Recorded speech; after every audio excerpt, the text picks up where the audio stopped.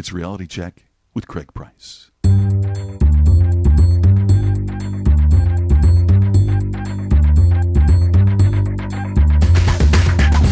I'm an idiot. 4 minutes in and I'm already wrong. I'm like a monkey. Hello, look at me. Craig, shut up. Hey, I need you guys to do these things. You're like a beautiful mind. I'm more like Forrest Gump. So welcome to another Reality Check with Craig Price. I am your host, Craig Price, and we've got a great entertaining show for you this week. Ezra Charles from Ezra Charles and the Works joins me to talk about his life as a musician and how he got started, but also how he creates songs and how he plays the piano, and all kinds of great music-oriented things are going to happen today. In fact, at the very end of the interview, I've got a full-length song for you guys to listen to from Ezra. Great song called 88 Answers, very Jerry Lee Lewis piano-based. It's what's called rockabilly. For those of you who don't know rockabilly, and I certainly didn't until I got down here, rockabilly is hillbilly music and rock and roll, and it's got that old 50s, 60s feel to it, where that Jerry Lee Lewis pounding on the piano, fun toe-tapping kind of stuff that you just gotta listen to. So stay tuned for that at the very end. Also want to make sure you guys know, this is the first time I'm recording with a new recording device. I usually bring a bunch of stuff. It's a big duffel bag full of equipment. Now I'm trying to streamline. I'm trying to go very small. I've got a brand new recorder that I used here with Ezra for the first time that allows me to plug in studio mics. It's about the size of a remote control. I plug in the mics. I can record anywhere. It's battery operated. Hopefully it sounds as good as before. Let me know. Give me your feedback. Craig at speakercraigprice.com. I'd love to hear your opinions, suggestions.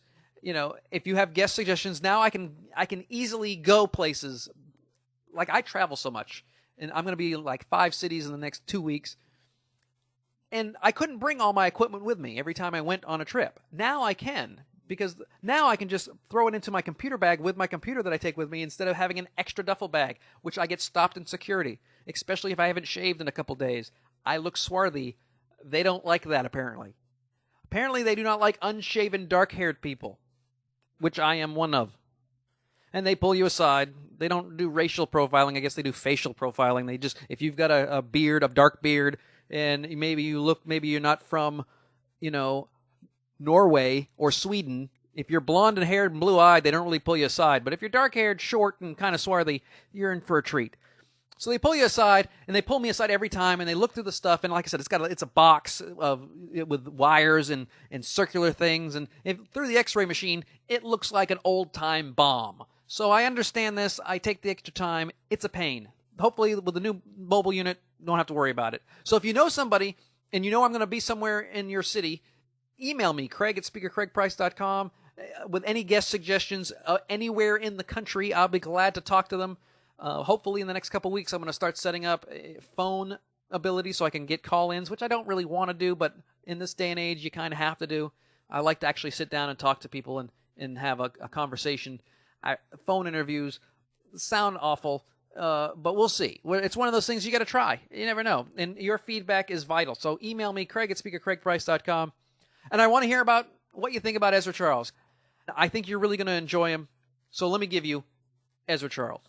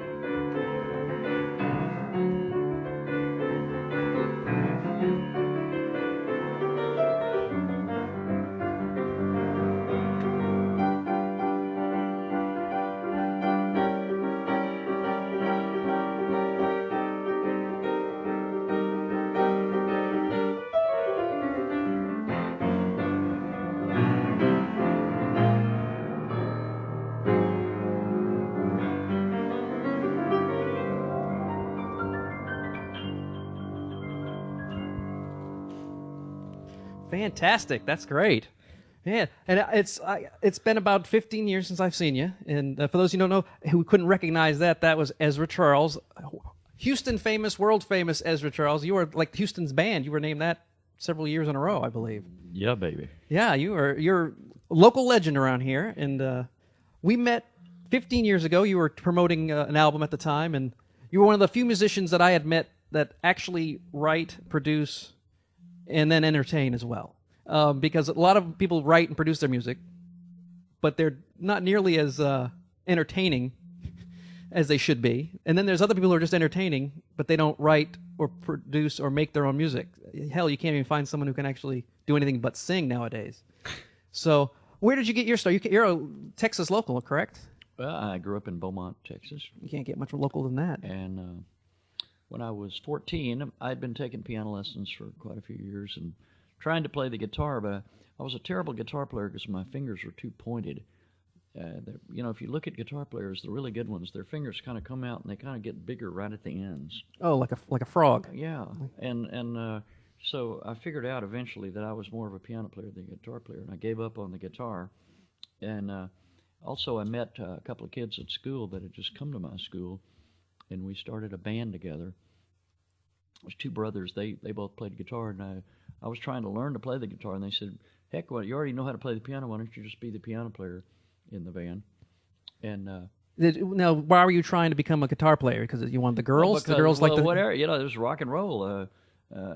And I don't know. I had been playing all different kinds of instruments. And anyway, the two guys that I started the band with was Johnny and Edgar Winter. Okay. And so that was the first band I was in, was with them. And we had a drummer. And we played, we'd go to a high school prom, which would have an orchestra like Glenn Miller would be playing, that kind of orchestra, Mm-hmm. Big band things. And they'd hire us to play the breaks. And we'd go on and play. We're supposed to play for 15 minutes every hour. And we'd play like two songs, and the kids would fire the orchestra and have us play the rest of the night. Well, sure, and because we were a rock and roll band, that's what they wanted. And what were you playing back then? What were you were Beatles? No, this is like Chuck Berry. Oh, this is real rock and roll. Yes, this is. We just played things on the radio, Chuck Berry and songs like Matilda, the kind of bluesy stuff that in Beaumont. In those days, radio was still somewhat regional, so things were played on the radio that didn't get played on the whole country, So we had a lot of bluesy stuff on the radio.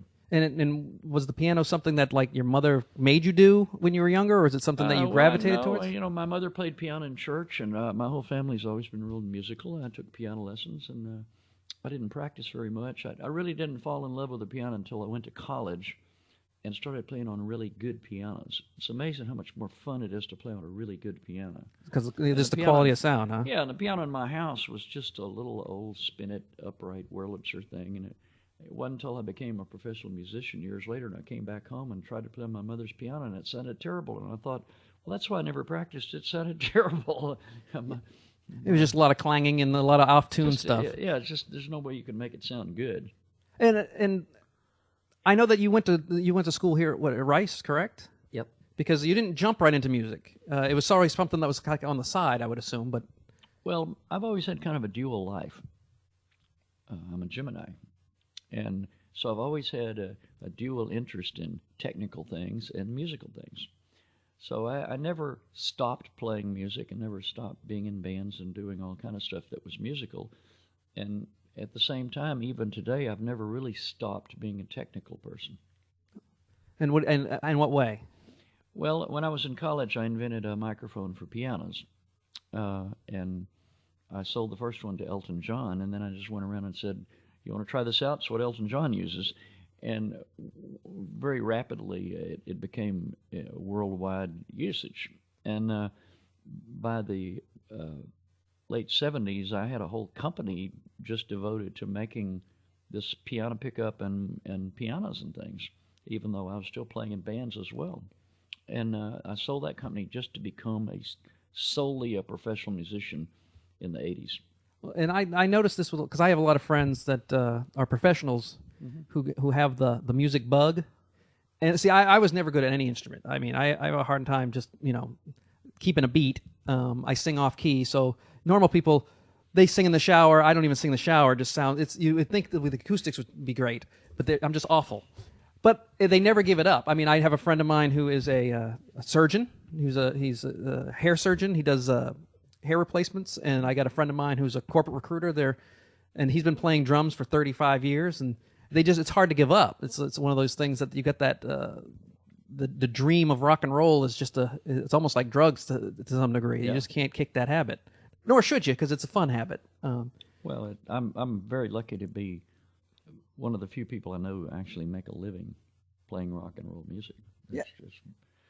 But anyway, I sold the company that with the piano pickups and the pianos and stuff, and it went out of business, and I retained all the rights. And then about 10 years ago, I started it up again because I realized that I could market the product on the internet, and so I still do that. There's still a website for that.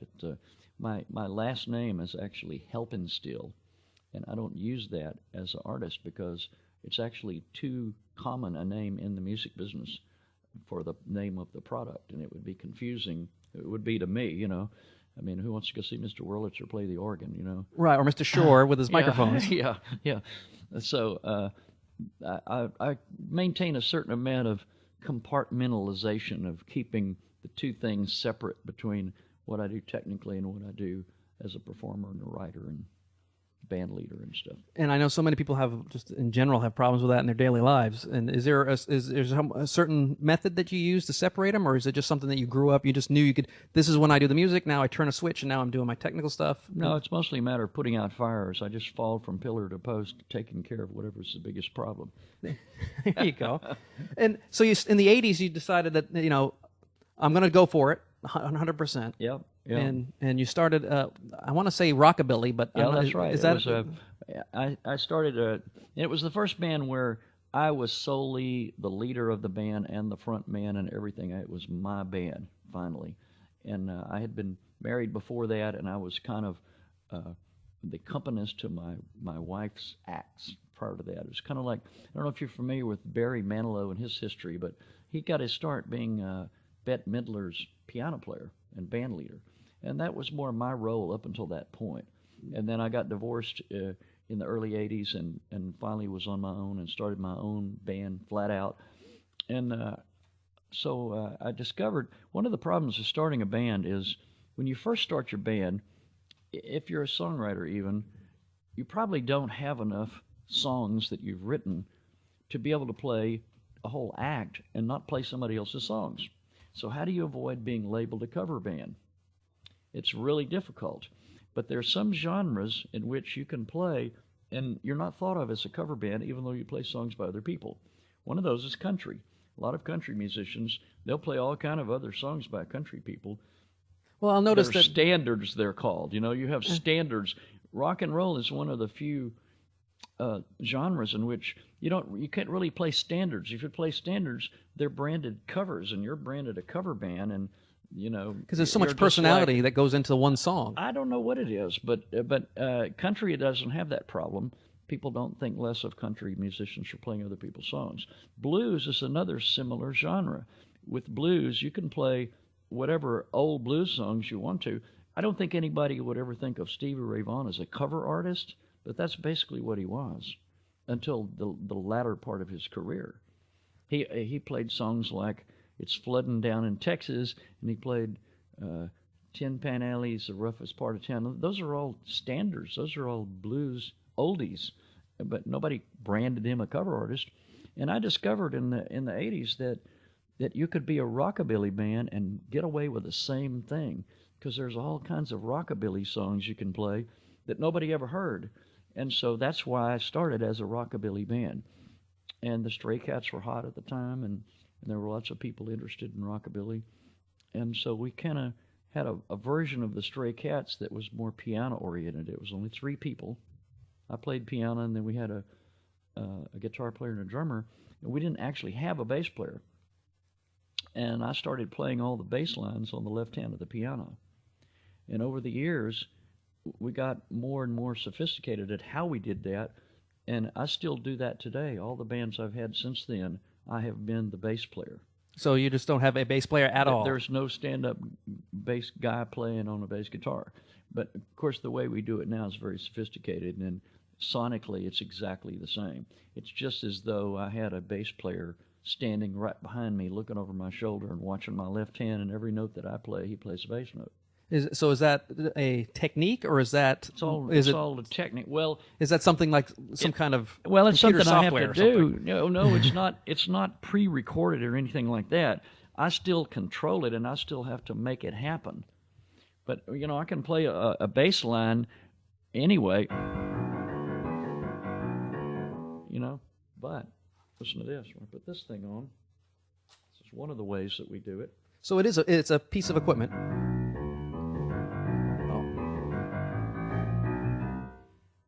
So you got a bass and piano. Now, what exactly is that? For those of you who can't see it, It's, it goes right on top of the keys. Yeah, just for 2 octaves there in the left hand, it senses what notes I'm playing, sends out a MIDI signal. That goes into a thing down here that's a bass generator that has, it's a digital sound module that has a bass sound to it. Yeah, so it's all real time, but it's Yeah, so I still have to play it, and after doing this for 25 years, I can't even play. I could never be a jazz piano player because jazz piano players use their left hand for chords. They play like. I can't do that because I don't know how to do the chords with my left hand. I'm used to playing. I'm used to playing the bass lines all the time. It's actually difficult for me to sit in with another band because they're going to have a bass player, and I'm like playing with the bass player all the time, So, yeah, But I've gotten so good at it now, I can actually figure out what the bass player is playing and just duplicate what he's doing, and so. That's amazing because, like I said, I know so many people have a hard time just doing that one thing. That you're multitasking, then you're not. I'm singing, and you're singing. But I was going to say, that's not even what I think about when I'm playing a gig. When we're playing live on stage, I'm not thinking about the bass. I'm not thinking about the piano. I'm not even thinking about the singing. I'm thinking about what song we're going to play next. Because when we play live, we never have a song list. No set list at all. And my real improvisation is how I string together the songs. Well, I was going to say that. How do I construct a program? It's a macro jamming is what I call it. Because like I said, you're not only playing, you're not only doing the bass, you're not only singing, but you're entertaining because you're very entertaining live at band. And also, so you're also putting a set list together at the same time. So I can't even. It's almost like a beautiful mind. You've got like little things going on. I mean, I have a hard time just paying attention to one thing. So you also write all the songs. Yeah. And what is your process for writing songs? Because like you said, it's hard. Whenever I'm in the mood. Well, first of all of my writing is autobiographical. For you people in Conroe, that means I write about things that have actually happened to me. Write what you know is what they tell you. Yeah, and writing is obviously tremendous therapy. Whatever problems you have in your life, you can write songs about them. And the more emotional the problems are, the better songs you get out of it. And so my songwriting, I don't write a lot of songs because I've already written a lot of songs, and I still have all the songs I've written. I haven't thrown any away. So in the band, we have a repertoire of about 60 or 70 songs that I've written.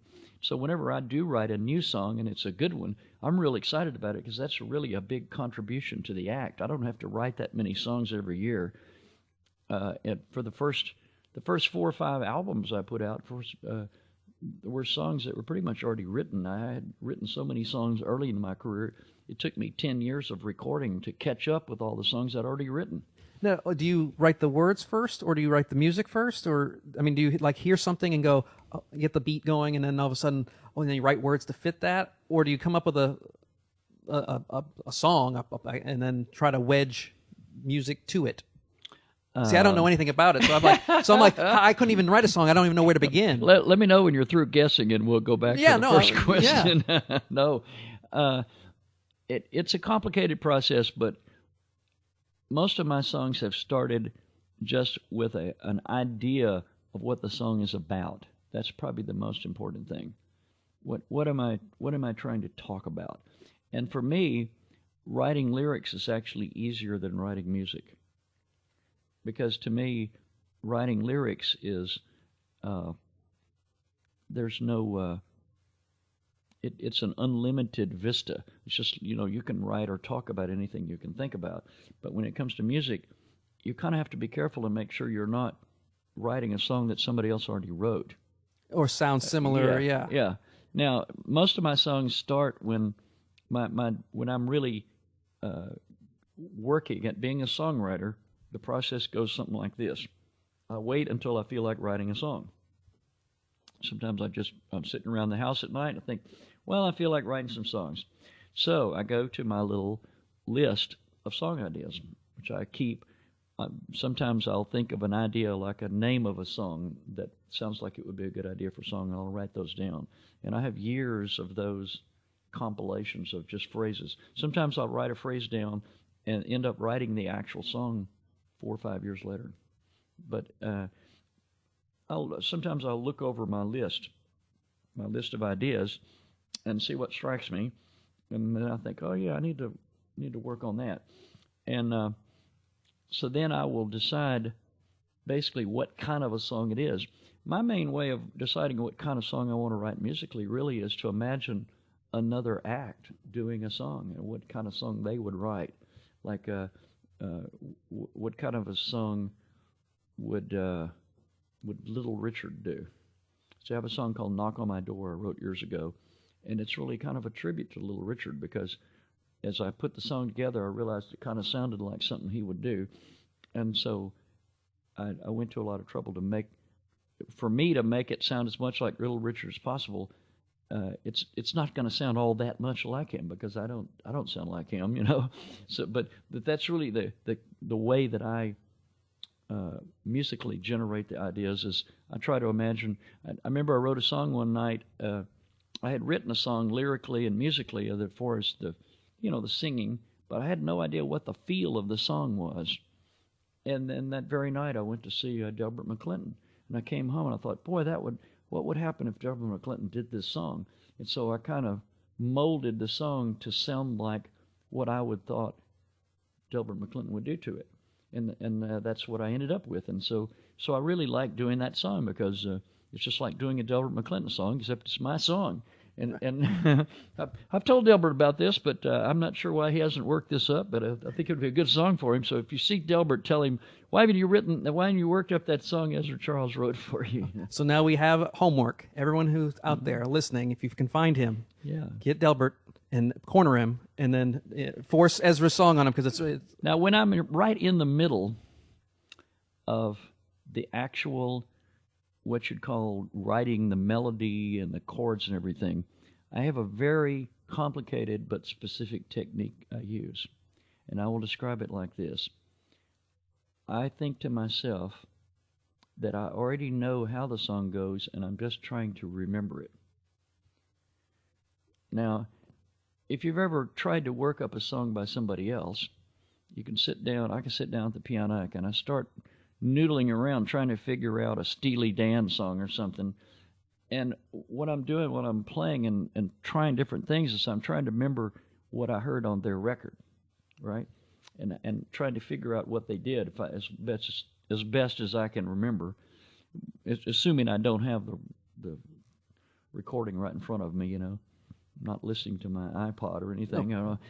I'm noodling around here, and I'm trying to remember how the song goes. That's a similar technique that I use when I'm writing a song. I try to imagine that sometime in the future, this song is already written. So if I can just remember how it goes, it's just all set. So then I'm thinking about what I'm trying, the different experimentations I'm trying and altering parts of the song. I'm trying to think, is that the real song or not? Not if you ever start thinking that you're making something up, then you're lost, because the possibilities are infinite. But if you can narrow it down to thinking in terms of that there is something that is the actual construction of the song, and you're just trying to remember what it is, you're just trying to get to the end point. It's a much more limited possibility. And one of the things that boggles my mind with music is that it's not just you and the piano. You have a full-fledged band, And how many people are in that? I want to say 8. Six. Oh, 6. Six-piece band. And 3 of them are horns. Yeah. And how do you, when you're writing the song, think about, now here's I got the piano, I'm putting down the main part of it. Where are these other pieces fitting in? I mean, obviously with drums, it's going to be throughout. Yeah. A lot of times when I write songs, I use a drum machine. I find a beat, and I let the drum machine play, and I just play along with it. And so I can get the basic song demo is going to be the drum machine, the piano, me singing, and me obviously playing the bass part with it. Okay, so the finished song demo is going to be me singing and playing the piano and the bass, and then the drum machine. And that pretty much defines the song. The guitar in my band, my guitar player is somebody that I rarely have to tell him what to do. Well, that's the best I don't kind. even suggest what to do. He just knows what to do because he's brilliant. His name is Mike Siebold. He's basically a jazz guitar player, and but he's very well schooled in all kind of blues genres as well. And really, he's done nothing but play with me for 15 or 20 years. And how'd you find him? He auditioned when I needed a new guitar player, and he showed up, and he was the guy that had learned every single song on my records up to that point, exactly like the CD.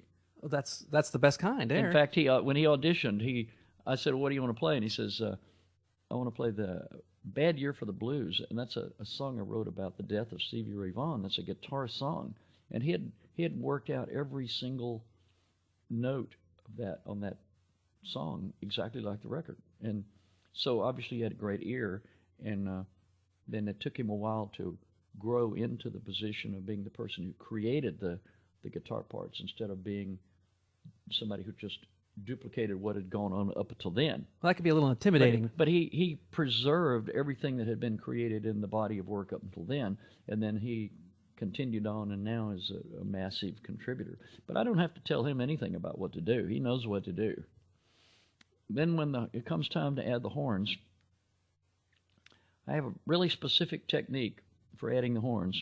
I don't even think about really what the horns are going to do until I'm in the shower. And all of a sudden, I think about the song, and I usually think of a good horn line.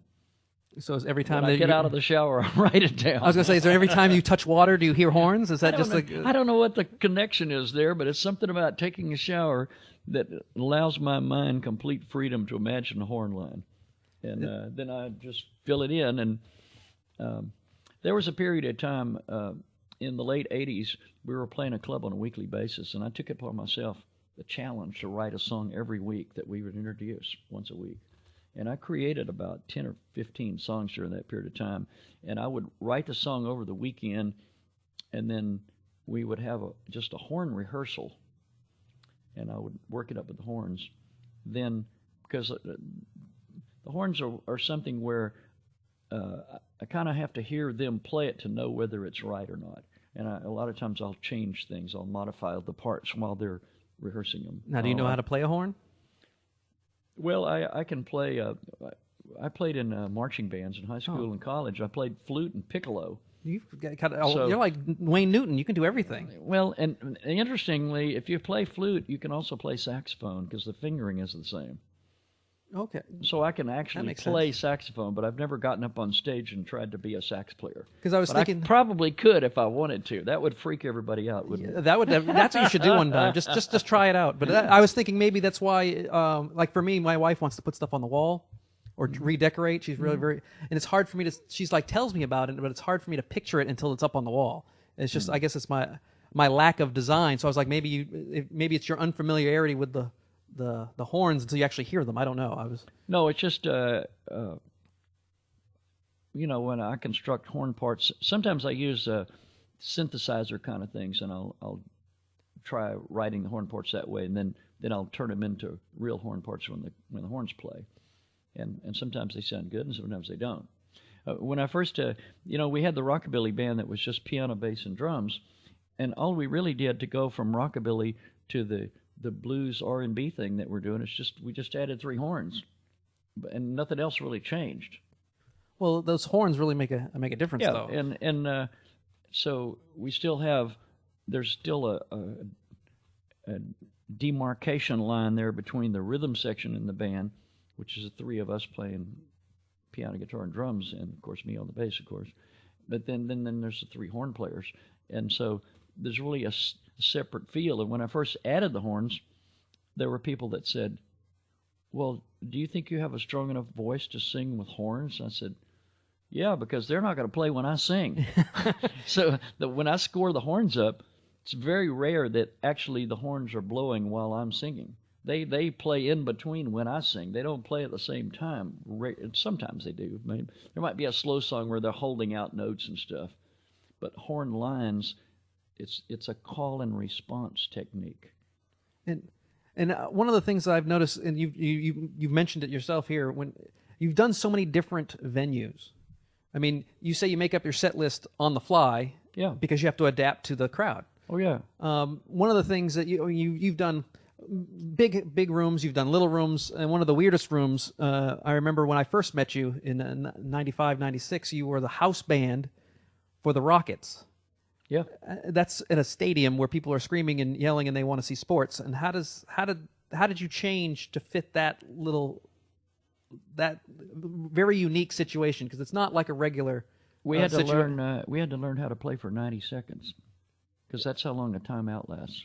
So you were really, because I never went to the basketball games. I just knew you were there. You only played for 90 seconds at a time? Yeah. And so, sometimes only 60 seconds. If a regular timeout in basketball, a 60-second timeout, they blow the whistle, and I had on headphones, and the people, there's actually, during a basketball game, there's a game director, and there's actually a log that tells you what's going to happen all the time during the game.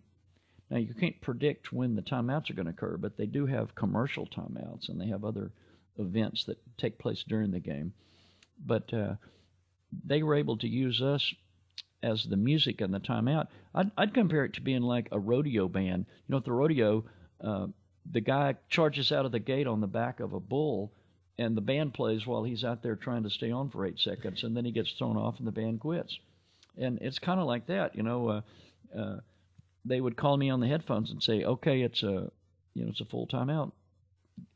Ezra, play." You know, and we had to already have something ready to play. I would have already told the band, "Okay, and the next time out we're going to play so and so." And we had versions of our songs that we'd constructed that would be just the intro and maybe a verse, or just the intro and an instrumental part of the song. And we would play those, and they blow the whistle, and then they blow another whistle at 60 seconds. But then they have 30 seconds to actually get out on the court and throw the ball in and stuff. So it's a little bit longer. And even a 10-second timeout takes about 30 seconds. So you would already have those preconceived ideas of how long to go. Because I can't imagine. I thought you were halftime, or before the show, after the show. We almost never played at halftime because they had a specific halftime event. They had the goofy, because I used to work for the Astros, and I was the one throwing stupid T-shirts and stuff like that. They did that at halftime for the Rockets. Mm-hmm. So, of all the venues you've worked in, what is your sweet spot? What are the ones that you love to do? Is it like a mid-size, 1,500 to 600 to 1,500, or is it a small jazz club where there's only about 60 people in? What do you love to do? If someone said, "We're going to book you right now, where do you want to be?" Yeah, well, I like playing. First of all, I would much prefer to play where people are there to see us specifically. Well, sure, they're here to. Your name's on the billboard. They're coming to see you because I don't like playing. I don't particularly enjoy playing where people are eating. Yeah, no one likes that. We've played some like at Sambuca here in Houston, and that's a really tough gig because there are people eating, there are people watching. The people watching want a show, and the people eating want background. So what do you do, And then there's people talking and there's clanking phrase. We just got through playing at Green Hall in New Braunfels. That's the place that's spelled Grune. It looks like Grune, but they just call it Green Hall. Green Hall is what I would call the Texas Opry House, the Grand Ole Opry of Texas. It's the equivalent. It's been there for 100 years, and it's where George Strait was once the house band, and Willie Nelson plays there, and people like that. And we're virtually the only Houston act that gets to play there from time to time. Oh, And so that's one of our favorite places in the whole world to play, and that is a dance hall, and we play and people dance. Usually I'm not that crazy about playing places where people dance, but that's just so much fun. I can't help but like the place. But my real place to play would be something along the lines of the old Rockefellers Club, where people just sit there and you put on a show. I'm much better adept at doing what the kind of like what they used to have on MTV. They have these unplugged shows, you know. I enjoy talking to an audience and telling them what we're going to do next. We play a lot of large concerts where I approach it the same way. I go out on stage and there's something about the scale of a larger and larger concert. You have to play a little bit differently, but you can still a smaller place where you can actually talk to people and tell them what the song is kind of going to be about. And that makes it a lot easier. But if you're playing for, if you're playing for people who are very, very familiar with your music, then as soon as you play a song, they know what it's about, so you don't have to tell them that. But it plays into your strong suits, because one of the things you're not just a musician, you're an entertainer. You're fun. You like to explain what's going on, but you crack a little wise. You tell a couple jokes. I'm real comfortable with getting up and talking to people. I was the kid in high school that I never took speech class. I would have been mortified at the idea of taking speech class. But now I'm really, really good at that. I can get up and speak in front of large crowds just off the top of my head and really not have a problem with that at all, because that's what I do with the band, And if people wanted to find you, where can they book you if they wanted to? Because we're going to showcase one more song from one of your albums. You've given me permission, which I certainly appreciate. Well, I haven't figured out which one but it's going to be a nice, fast, peppy one, because I like it when you really do the Jerry Lee Lewis type banging away on the keyboard.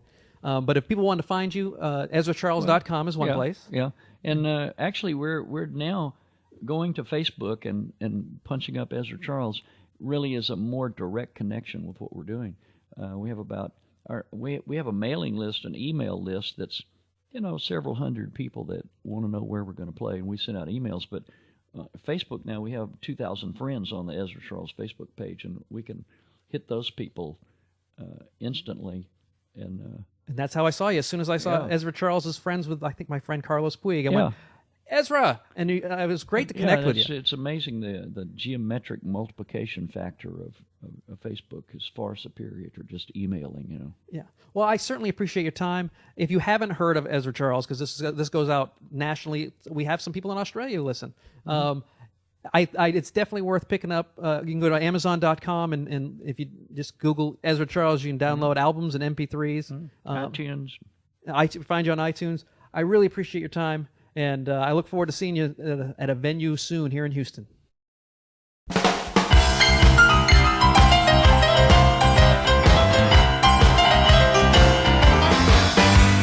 I sit down at the keyboards, I can never feel down. I start to play the blues and people gather around. They clap their hands and shuffle to that boogie-woogie beat, and then go out and tell their friends and everyone they meet that I got 88 answers to the blues, 88 directions to choose. But it's all in black and white now when we start the boogie-woogie that blues.